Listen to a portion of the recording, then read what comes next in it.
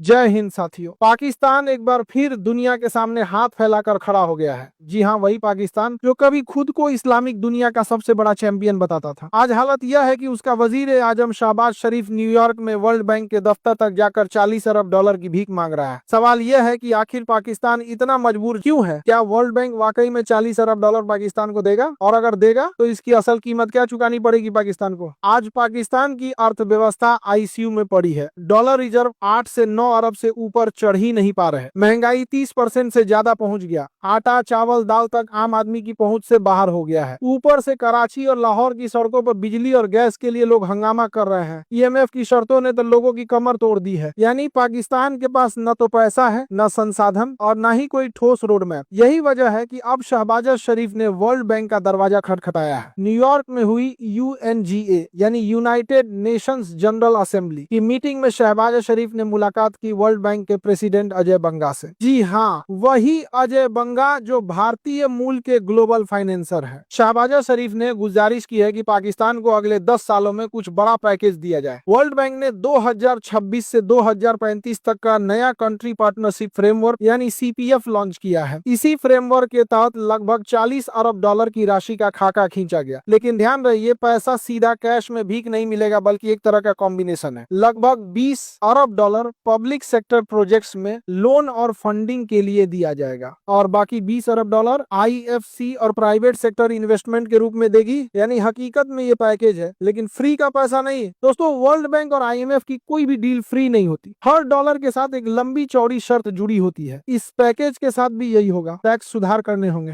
फौज का budget control करना होगा, बिजली और गैस की सब्सिडी हटानी होगी, क्लाइमेट चेंज और रिन्यूएबल एनर्जी पर ध्यान देना होगा, एजुकेशन और हेल्थ पर स्ट्रक्चरल सुधार करने होंगे। यानी पैसा मिलेगा, लेकिन पाकिस्तान की नीतियां वर्ल्ड बैंक के हिसाब से चलेगी। और ये वही चीज है जो पाकिस्तान की पॉलिटिक्स और फौज दोनों को नागवार गुजरती है। अब सवाल है, शहबाज शरीफ इतने बेबस क्यों हैं? क्योंकि पाकिस्तान के पास और कोई रास्ता ही नहीं है। चीन पहले ही सीपीईसी में अरबों फंसा चुका है और नया पैसा देने से बच रहा है। सऊदी अरब और यूएई सिर्फ तब मदद करते हैं जब आईएम या वर्ल्ड बैंक का सपोर्ट पैकेज पहले से मौजूद हो। अमेरिका पाकिस्तान को स्ट्रेटेजिक अलायंस की तरह ट्रीट नहीं करता, तो बचता है सिर्फ वर्ल्ड बैंक और आईएमएफटी। यही वजह है कि शहबाज शरीफ अजय बंगा से मिले और 40 अरब डॉलर की झोली फैलाकर खड़े हो गए। अगर ये पैकेज सचमुच पूरी तरह पाकिस्तान को मिलता है तो इसका असर कई लेवल पे होगा। आर्थिक स्तर पर पाकिस्तान को सांस लेने का टाइम मिल जाएगा। डिफॉल्ट का खतरा कुछ सालों तक टल जाएगा। पॉलिटिकल स्तर पर शहबाज शरीफ कह सकेंगे कि उन्होंने पाकिस्तान को आईएमएफ से बाहर निकाला और वर्ल्ड बैंक से सपोर्ट दिलाया। जियोपॉलिटिकल स्तर पर चीन और अमेरिका दोनों के बीच पाकिस्तान का बैलेंस फिर से टेस्ट होगा। लेकिन असली सवाल यह है, क्या पाकिस्तान इन पैसों का सही इस्तेमाल करेगा या फिर पहले की तरह फौज और करप्शन की जेब में चला जाएगा?